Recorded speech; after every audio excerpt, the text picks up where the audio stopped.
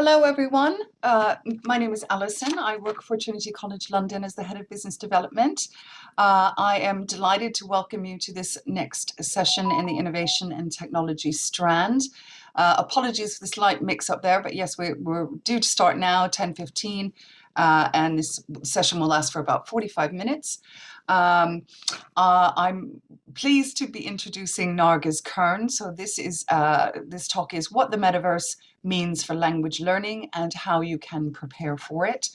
One that I'm particularly interested in, so really delighted to be moderating this talk. Nargis is the head of research at a company called Immerse, and they specialize in the development of VR platforms for immersive language learning and teaching. And Nargis is a specialist in virtual reality, not only as a teacher, but also as a teacher trainer and a learner herself in VR. So I hope you enjoy this talk. If you have any questions as we go along, please put them in the Q&A box. That way we can be sure to capture them at the end and Nargis can answer them. Okay, I'm going to hand over to you, and yes, we'll see you in a bit. Okay, thank you so much, Alison, for the introduction and also for giving me this opportunity to talk here. Hello and welcome everybody from all around the world. It's great to see you all here. I had some colleagues interested in coming, but they said, well, it's a Saturday and we prefer the beach, which I can also understand. So thank you for making the time. Yeah, I'm talking to you from a small village at the outskirts of Bursa in Turkey. And it's warm, but it's rainy. We had 2 stormy days. Right, so let me start my slides before I forget that. Share.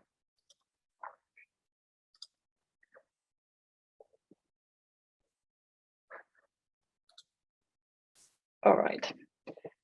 Yes, so in 2021, at the end of 2021, Mark Zuckerberg talked about the metaverse, and since then there has been quite a buzz around this topic. And some of you, I thought, might be wondering what it means. Some of you might know what it means, but might be wondering what it means for language learning and teaching.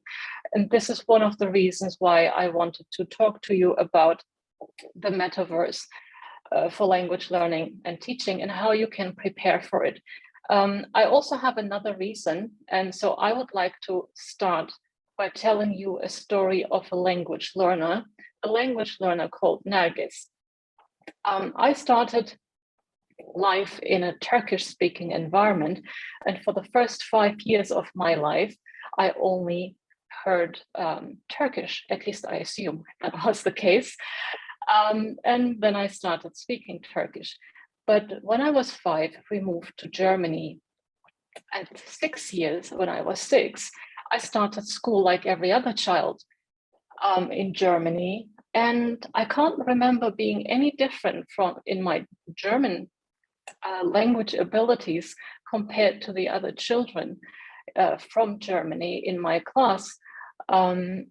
Unfortunately, I don't remember at all how I learned it in that 1 year, but it was very quick.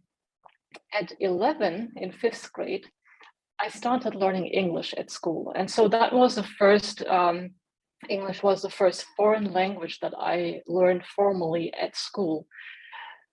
2 years later, we also had French. And unfortunately, it was only fun and enjoyable in the first year where we played a lot of games. There was no anxiety around it. It was simply enjoyable. But after that, it was an uphill struggle for me to learn English and also French. Many years of lessons at school, at university, also at a vocational school for European foreign correspondence, business correspondence that I attended for English, French, and Spanish. I liked languages a lot. I wanted to speak them well, but unfortunately, although I had a very good command of written formal English, I wasn't a confident, fluent speaker. So that was at 29 still. Yeah, when I was 29, I still couldn't speak fluently. At 30, though, I was a fluent, confident, natural speaker of English. So how did that happen?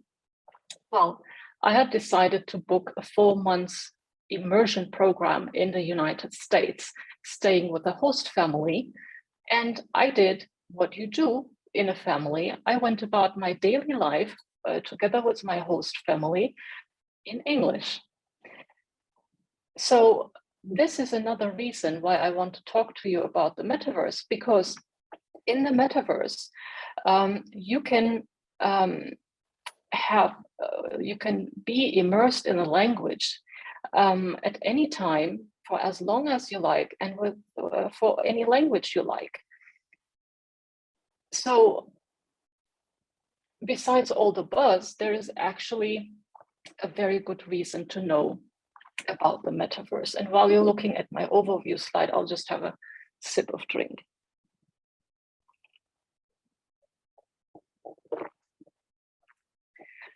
So we will look at a brief definition, or actually 2 definitions, one brief, one not so brief.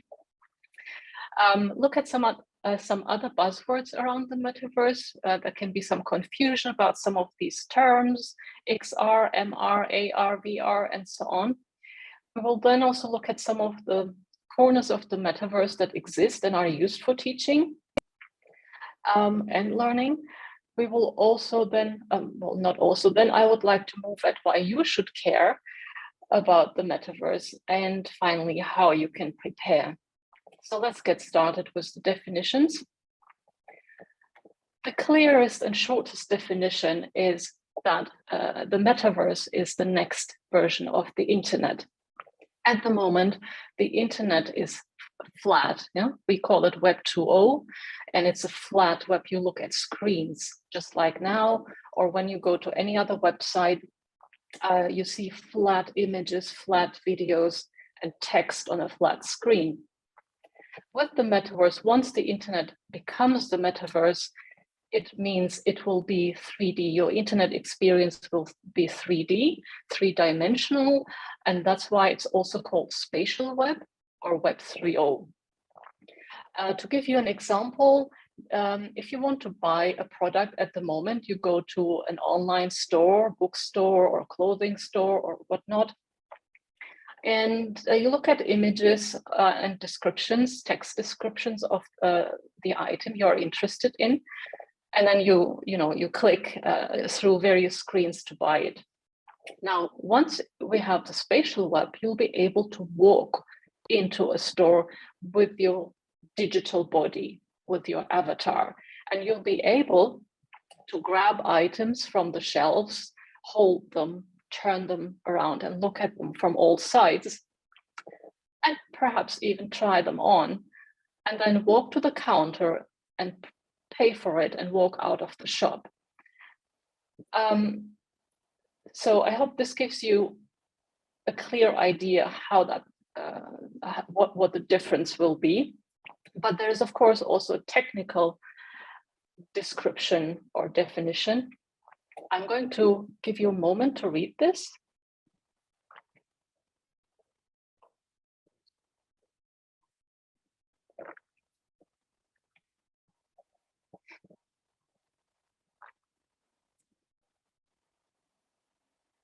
So this definition is by Matthew Bowles, a metaverse expert. There are many experts now, but this is actually a real expert. So the metaverse is a massively scaled place. What does that mean, massively scaled? Imagine again the internet. You can look at one website, which is not massive, but the whole of the internet is massive. And if the metaverse is to replace the internet or be the new internet, it means it needs to be massively scaled, to be very big. It also needs to be interoperable, an interoperable network. And here you can imagine, for example, a company intranet is only accessible by the people in that company. It's not connected to the outside world, to the outside internet. For the metaverse, all networks need to be interoperable. So you are not just in one virtual world and then have to log out and log into another one, but they will be all connected, and you will be able to take your avatar ideally from one place to another, like in the real world, where you can travel from one city or one country to another. Of real-time rendered 3D virtual worlds, what does that mean? Real-time rendered means in that moment. To give you an example, 20 years ago, I had another business. I wasn't teaching, I was in digital imaging, and we sometimes had to create 3D images. And just to create one small image, sometimes the computer had to work all night, going line by line, creating this image. This wouldn't work, of course, for a metaverse. It needs to be fast. And for this, we need very fast internet connection, very fast technology in general. If it's not real-time rendered, if you look at it and it takes time to appear, then you don't have the feeling of presence, of being immersed in that world. So it's very important. Experiences will be synchronously, just like we are talking now at the same time. We are here at the same time. It means you'll be able to be with other people in the same space in the metaverse, in a virtual world, and we'll be able to talk to each other and to be to do things together. Persistently, this persistence is a very interesting and very important concept as well for the metaverse. It is just like in your real life. Let's say you've been to the city center and then you go home. Even though you're at home, the city center still exists, and there are people doing things there. The lights are coming on and off, shops are opening and closing, things are happening, and that place is changing whether you're there or not. So it's not like in a video game that you log off and it stops. But it develops, it continues, life continues while you're maybe asleep. So this is persistence. And it's very important for it to be perceived as real, as realistic, and also for community building. Right, next one, finally, continuity of data, such as identity, history, entitlements, objects, communications, and payments, means that just again, like in real life, you have an identity. It's your name, when you're born, where you were born, your qualifications, all the documents you have of entitlements, of property you own, for example, objects you own. And so you have, as a person, a history. And this will be the same in the metaverse, or for it to be the metaverse, it has to have continuity of data. So I wanted to spend a bit of time on this because this will help you understand some of what I'm going to tell you in the rest of this talk. Now, there are a lot of other buzzwords around the metaverse, and being a language teacher, and many of you being language teachers, we like word quizzes. So I'd like you to take a moment and have a look at these and see whether you can recognize some of them. And if you can, feel free to type in the chat box what you think they mean. I'll give you a few seconds to think.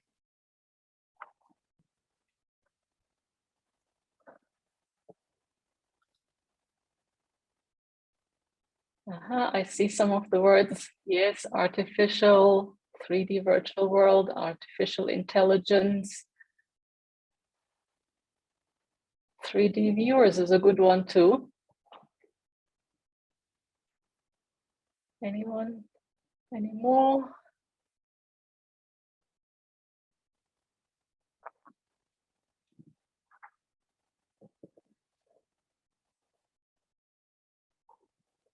No more. Okay, let me show you. So we have artificial intelligence, augmented reality, cryptocurrency, a lot in the news recently, mixed reality, 3D virtual worlds, virtual reality, avatars, extended reality, holograms, digital twins, and NFTs. Now, I'm not going to go through all of these today. I will focus on the 4 realities: AR, MR, XR, and VR, because they're often confused. So what are these? We talk about the extended reality continuum. So on one side, we have real life. I don't need to explain what that is, I hope. And then we have extended reality, which consists of augmented reality on one side and virtual reality on the other side, and mixed reality in between. So augmented reality, many of you will have experience with augmented reality. Maybe you just don't know that it is. You might have played Pokemon Go a couple of years ago. I think it's still around, where you find these little Pokemons around the city. But there are also other applications. Is it called Snapchat? Snapchat is another fun one. Basically, what you do is you can have either AR glasses, but more popular is smartphones. If you have an AR application, you might be, for example, walking through a city and you're interested what the names of some of the famous buildings are, or you're in a shop and you want to have information about the product. So you hold up your smartphone, and then there's a digital overlay with additional information about that product or that monument, or if you're in a museum, about that piece of art you're looking at. So that's augmented reality. There, of course, this is very simple explanation. Augmented reality can also be a bit more complicated, but that gives you an idea basically of what it is. On the other side, we have virtual reality. Here you are completely immersed into a digital world. And this can happen without a headset by looking at a desktop screen or tablet, but with a headset like this one, for example, you are really completely immersed into a digital world, and you can look around and see the environment like you're really in there.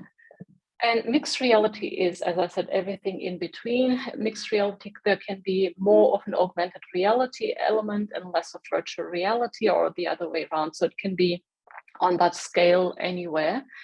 The HoloLens is a good example here, which is used a lot in workplace training, skills training, for example, for medical training, for surgery, and also for assessment in workplace training. So hopefully it makes it a little bit clearer. I will focus in the rest of my talk on virtual reality because this is where I have experience in. So there are already corners of the metaverse. They are not yet interconnected or interoperable, which we said in the definition is important for it to be a real metaverse, but we have bits of the metaverse already. One of the early ones is Second Life by Linden Labs, which was launched in 2003. Second Life is a desktop VR application, so you can't use it with a headset. You can only experience this on a desktop or on a computer. Then there is AltSpace VR by Microsoft, VR Chat, VTime XR, Mozilla Hubs. You might be familiar with the name Mozilla if you use the Firefox browser.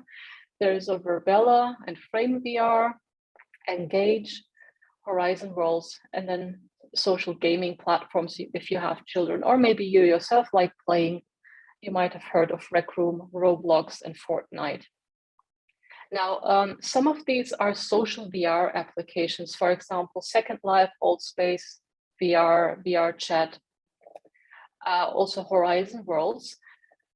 Here you can just go into this world and go to places, go to different worlds, meet people, meet your friends or meet strangers, make new friends, and participate in events, meetings, or more fun events, and socialize.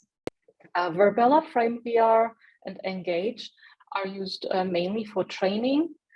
Verbella is a virtual campus, and in Engage and Frame VR, you have different scenes, or you can build even your own scenes and use it for training and development, including for language learning. Many of these in the middle can be accessed via a headset or on a desktop computer, laptop, or even on a tablet. Horizon Worlds can only be accessed with the Meta Quest, obviously. And so there are different options here. I want to talk about technology, a little bit about the history of the technology. You will often hear that it's emerging technology, but one of the phrases that I see a lot is that people say, yeah, the future is already here, the metaverse, it exists, or virtual reality. But I would actually say the future has already been here. So it's not really emerging technology, but re-emerging technology.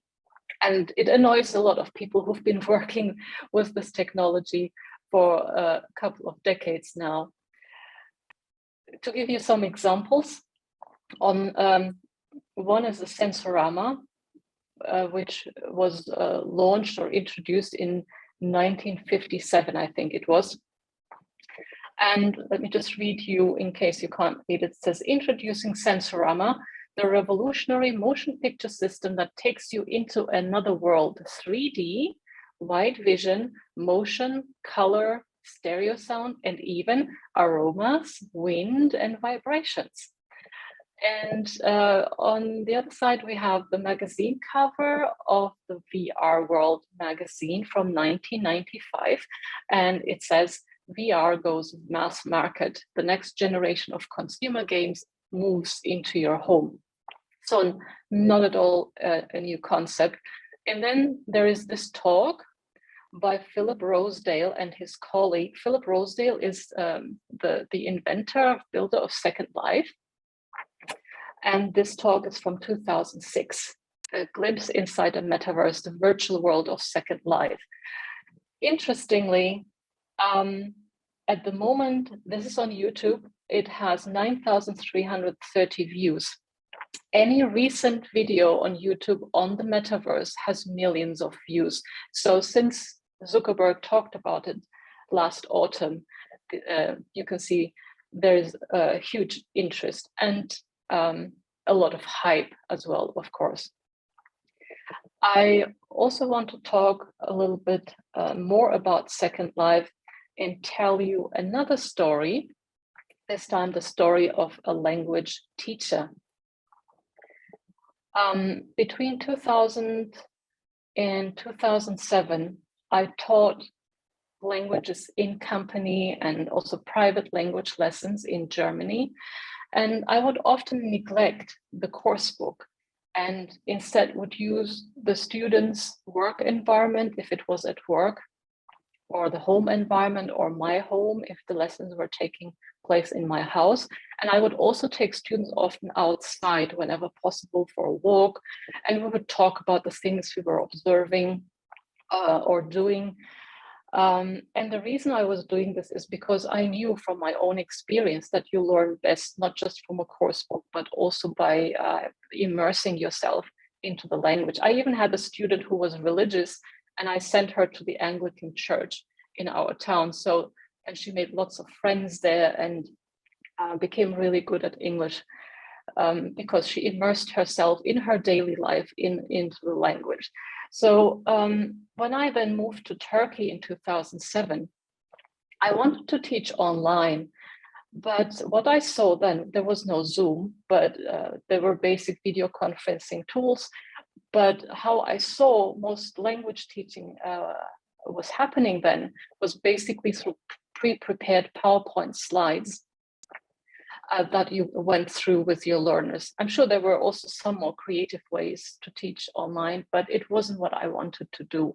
So I was looking for other technologies that I could use. And I was lucky I came across EVO sessions.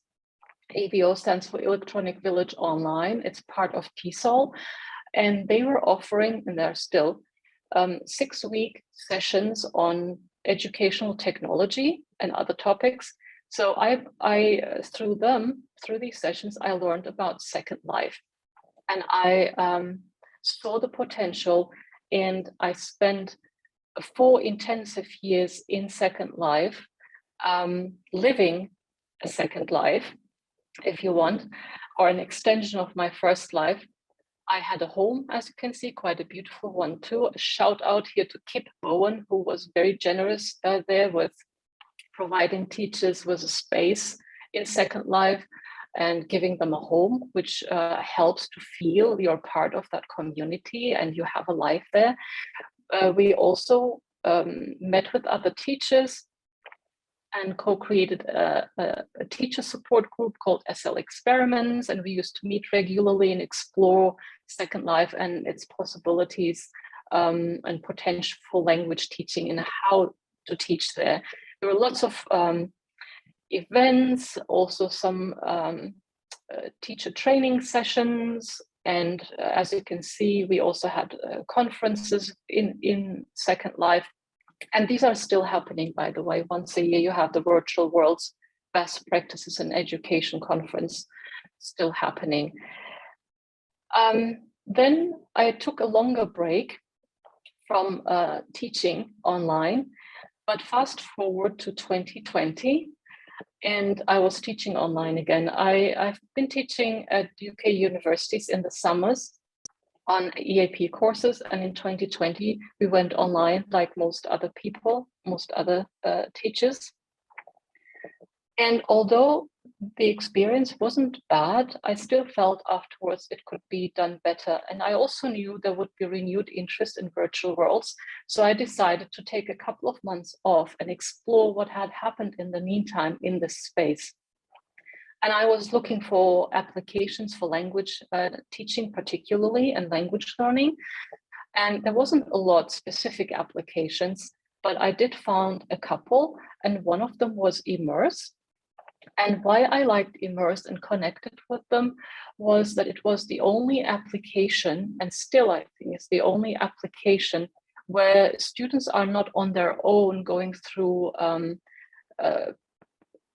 a scene and talking to artificial, through chatbots with artificial intelligence.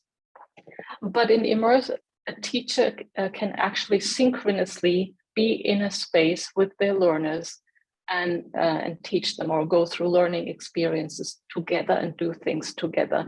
This is what was interesting for me in Second Life, and this is what interests me in teaching in virtual reality now. The Immerse app has been being used by language institutions, some very big ones also around the world, for live online teaching. And it's also the world's first language immersion platform in the Metaverse. And we're actually in a couple of weeks launching our World Languages program, where students or people who are interested can subscribe to it and become members using the MetaQuest headset, and then becoming a member of this learning community and attending classes and events in virtual reality. Now, this is all why I care, but why should you care about the Metaverse?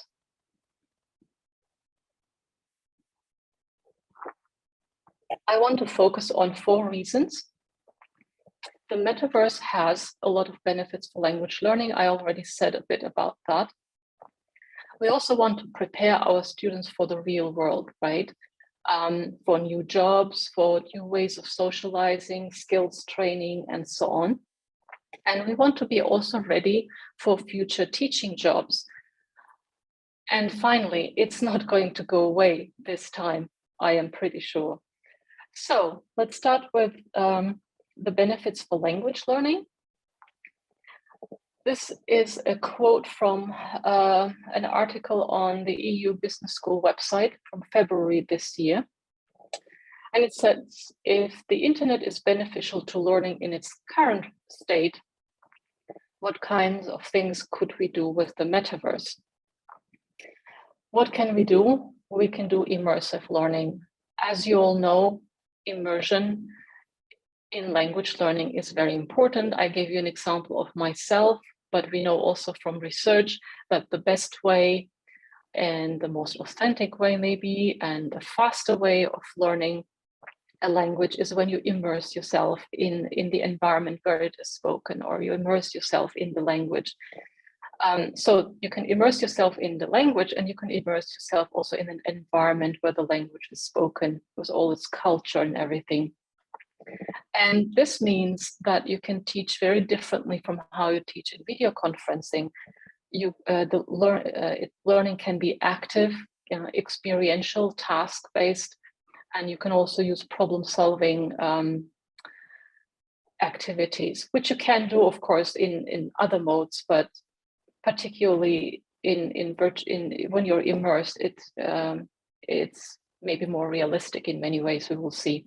So you can do things together physically, almost, to create experiences and learnings that are memorable. So physically, what I mean is you can use your gestures. So you are an avatar, you're represented by an avatar, but through controllers. You can actually use your real body movements, bending, standing up, moving your arms, grabbing objects via these controllers, or in some applications, simply by moving your hands and gesturing. So that means that VR language lessons are actually much more like physical face-to-face lessons than online Zoom lessons or video conferencing lessons. So you have experiences rather than reading or watching other people's experiences in a course book. For example, you look at images of places or of people, or you watch videos of something happening to other people. But in VR, you yourself or your students can have experiences together. You can go on field trips, visit different places. And I mean, you can have field trips on the flat internet. Yeah, there are museum websites, for example, and experiences like that. But in VR, the difference is that you're really there. So you can look around and you are in this space. You can collaborate with others on hands-on project work. So really hands-on. As I said, you can grab things. You can meet with strangers. You can participate in role plays and simulations in contextualized, realistic environments. What I mean is, when you're in Zoom, or in the classroom, you might want to do a role play. But learners not only have to focus on the language they want to use, but they also have to imagine everything. Yeah? Imagine you're in a cafe, imagine you're sitting at a table, and imagine the waiter is coming, imagine this and that. And this can create cognitive overload for some students, but it can take away from the capacity to focus on the language, and it's not so realistic. In VR, like in this picture, for example, in the scene on an island, you have a plane crash and you have a group of students, and they have to now survive. So you can actually tell them, okay, you go over there, find some food, and you two, can you find some material to create a shelter, and I will start a fire. And then you actually have to go, you walk and look around, find things, come back, start a fire, build a shelter together, and so on. This is obviously much more memorable than if you're just looking at faces in squares on Zoom. Another thing is, with Zoom, breakout rooms, as you know, are problematic. You don't know what's happening in the other rooms. It takes time to monitor, it takes time to set them up. But in VR, you just send, like in the classroom, you send your students, your groups or pairs to different corners, but you can still see them all, and you can listen in either by walking to them or by dropping your audio into their audio channel and listening in what they're doing. Okay, here are two quotes. I'll give you a moment to read these.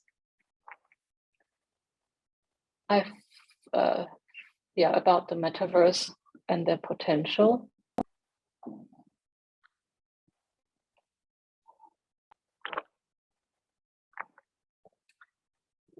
And I'm actually going to read it, I think, if I can see Move away the video. So the metaverse is an embodied internet where you are never alone. Unlike a Zoom call that is scheduled and disappears when you're done, the metaverse is always on and affords social interaction with peers.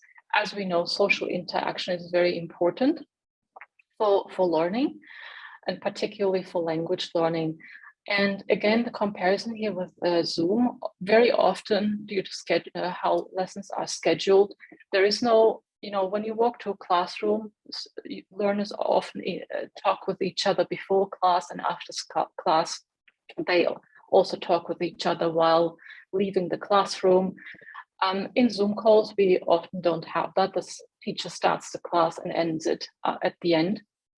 But in virtual reality, you can have this possibility of socializing with each other before and after class. The second quote is from Huang and Qian from this year.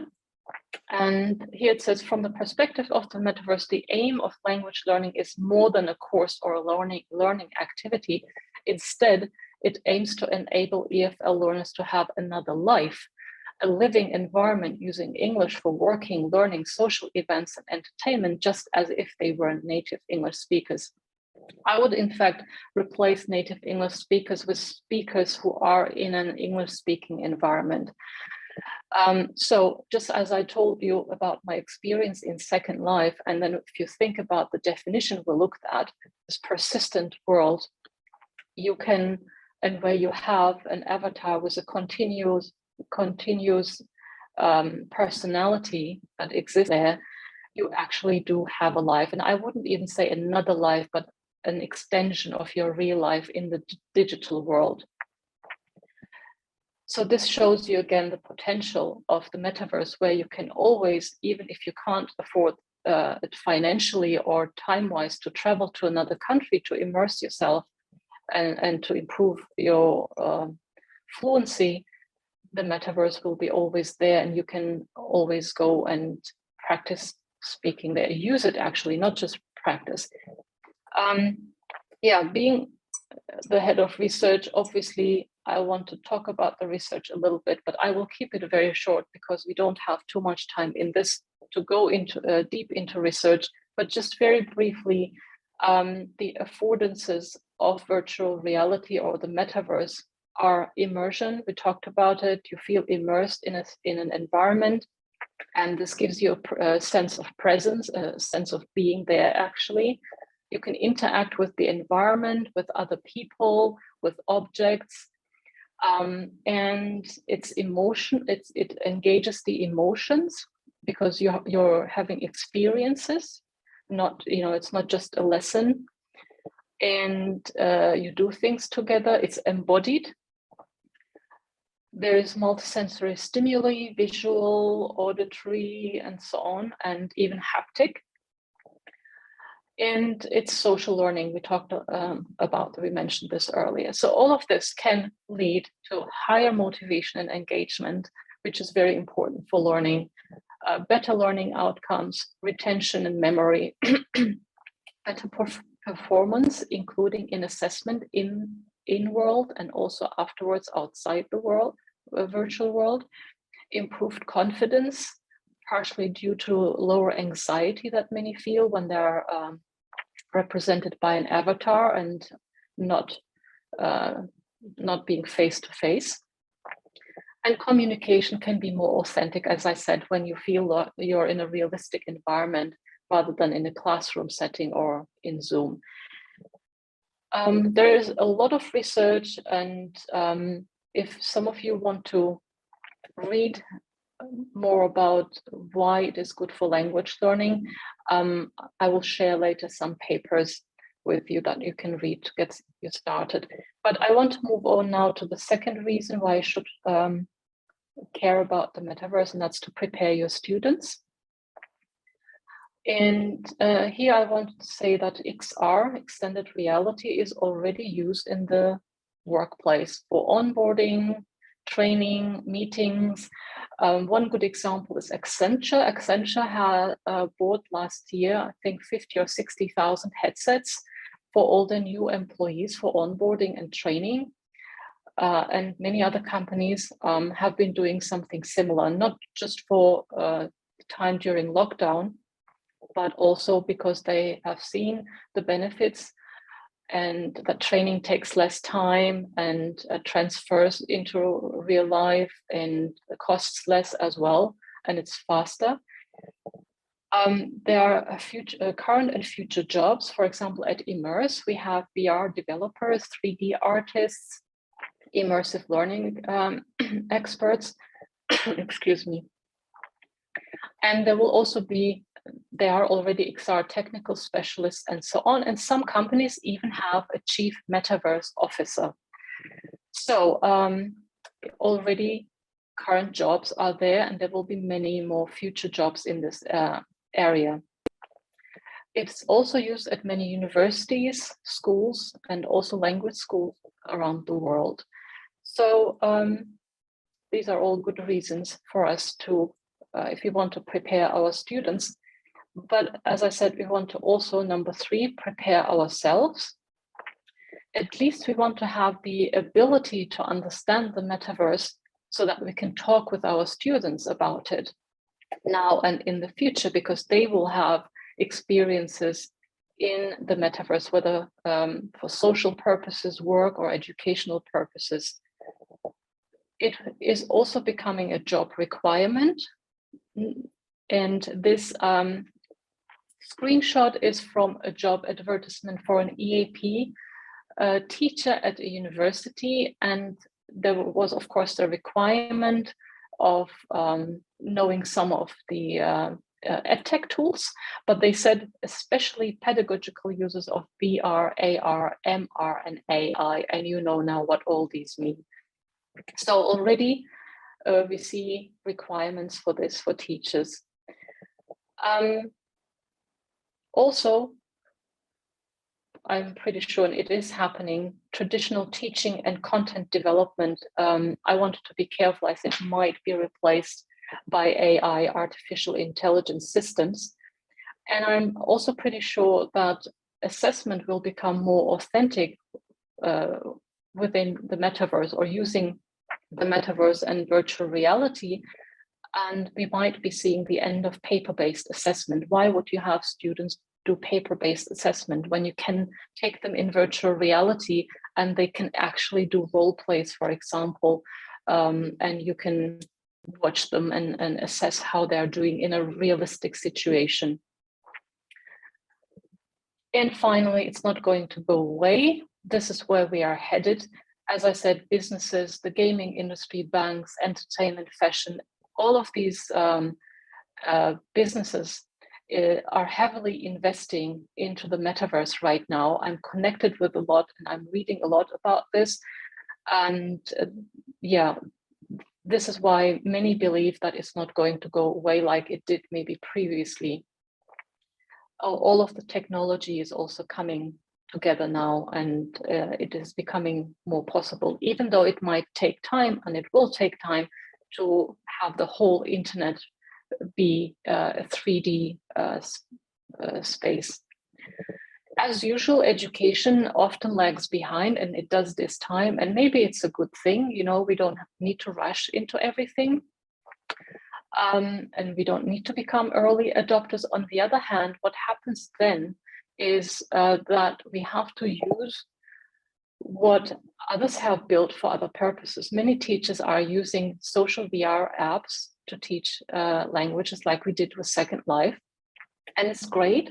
It has its advantages, but it's also difficult because there is no support, there are no teaching tools, there is often no technical support, and there are also safety and security issues, privacy issues, and they're not education-first applications. And so we want to at least be part of this development and part of shaping the metaverse if we can. So it is more suitable for education. If you, for example, go on the Second Life website now, the official website, you might be put off and say, I can't use this with my learners because you have images that are not suitable for taking your teenage students, for example, there. And then again, We had looked also at the EU Business School quote, if you think the internet is useful and necessary, and you remember 2020, for language teaching, and the metaverse is the future of the internet, I don't think we can ignore it. So how can you prepare? Just for fun, you can watch the film Ready Player One or read the book for a dystopian view of the metaverse. There's a lot of that in science fiction, as you know. And if you're interested more or only about language teaching and teacher development, then you can go to my website where there are many blogs, blog posts, articles, and curated content. I blog in my second lifetimes almost daily about my experiences, and that blog is still there. But I also now write conceptual articles on how I imagine the metaverse being used for language learning. And there's curated content from different applications that are out there and articles of interest and so on. You can also follow me on LinkedIn because I share a lot about learning in virtual reality, language learning, but you can then also connect to my connections of educators who are in this field.